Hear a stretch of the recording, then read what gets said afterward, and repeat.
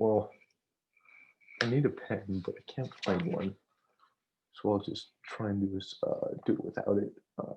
So I had compiled a bunch of stuff for a video on Saint Athanasius's on the Incarnation, and I those videos are somewhere, but um, they were kind of piecemeal. So I'm just gonna try and do one more effort on that front. Uh, so start as like a review. It's a great book. I read it probably 2.5 months ago, maybe three. I think like 2.5 months ago, um, maybe two. But yeah, great book. It's basically how I understood is it was talking about basically Christ as the Logos, the incarnate Logos, the incarnate Word who trampled death, who conquered death. That was Christ as he who conquers death. Was like the main thing. It was a really good argument, and yeah, just the images. And one thing that like just how present death is, and how the Christian is someone who like destroys that as a something that gets in the way. And I talked to people about that afterwards, and it seems to make sense. That's like one of the Christian duties, is to almost make a mockery or make a mockery of death. I don't know how else I might would put that, but so yeah, I thought I would read a passage and then talking. I thought this is a pretty good one. So on like after men had gone awry. So this then was the plight of men. God had not only made them out of nothing, but had also graciously bestowed on them his own life by the grace of the word. Then, turning from eternal things to things corruptible, by counsel of the devil, they had become the cause of their own corruption and death. For, as I said before, though they were by nature subject to corruption, the grace of their union with the word made them capable of escaping from natural law, provided they retain the beauty of the innocence with which they were created. So this is God and creating man. That is to say, the presence of the word with them shielded them even from natural corruption, as also wisdom says. God created man for incorruption and as an image of his own eternity, but by envy of the devil, death entered into the world. When this happened, man began to die, and corruption ran riot among them and held sway over them to an even more than natural degree, because it was the penalty of which God had forewarned them for transgressing the commandment. Indeed, they had in their sinning surpassed all limits, for having invented wickedness in the beginning and so involved themselves in death and corruption, they had gone on gradually from bad to worse, not stopping at any one kind of evil, but continually, as with insatiable appetite, devising new kinds of sins. Adulteries and thefts were everywhere, murder and rapine filled the earth, law was disregarded, and corruption and injustice. All kinds of iniquities were perpetrated by all, both singly and in common.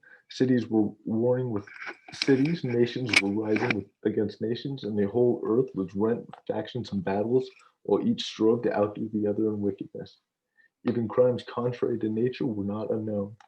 But as the martyr apostle of Christ says, their woman changed the natural use of the which is against nature. And the men also, leaving the natural use of their women, flamed out in lust towards each other, perpetrating shameless acts with their own sex, and receiving in their own persons the due recompense of their perverseness. Of their perverseness. And then he uses Romans, First Romans chapter 26. But so there's a small this lighting, small idea or taste of what Athanasius is saying. Just giving a rundown of sin really in a crazy, like great, fantastic, like yeah. The contents, introduction, chapter 1, creation and the fall, chapter 2, the divine dilemma and its solution in the Incarnation, chapter 3, the divine dilemma and its solution in the Incarnation continued, chapter 4, the death of Christ, chapter 5, the resurrection, chapter 6, refutation of the Jews, chapter 7, refutation of the Gentiles, chapter 8, refutation of the Gentiles continued, chapter 9, conclusion. So yeah, short, and the introduction by C.S. Lewis is great. Yeah, so that's mostly what I got from it, is that the Christian is someone who triumphs death, and that Christ is the embodied word. Christ is Logos incarnate, the image of the followers.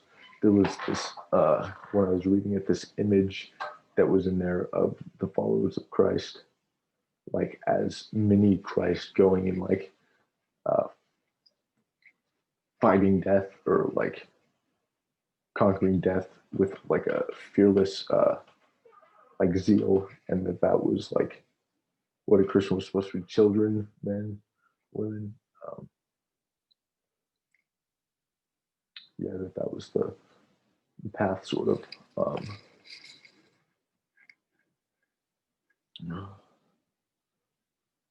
And it's just, yeah. I thought about it a lot. It's good. Athanasius was writing during the early 300s, and was the chief defender of Trinitarianism against Arius, or Arianism, and yeah, so those two things are kind of talked about, and the book is meant for, according to Athanasius, I believe, was for people who had been turned away from Christianity, to bring them like uh, back to maybe right belief, you could say. Um, but it was for people who had looked away, who had been Christian and then turned.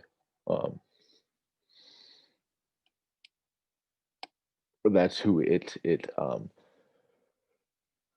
the audience in mind, because it talks a lot about the philosophies that might be thought of as a substitute, um, which he deals with, and yeah.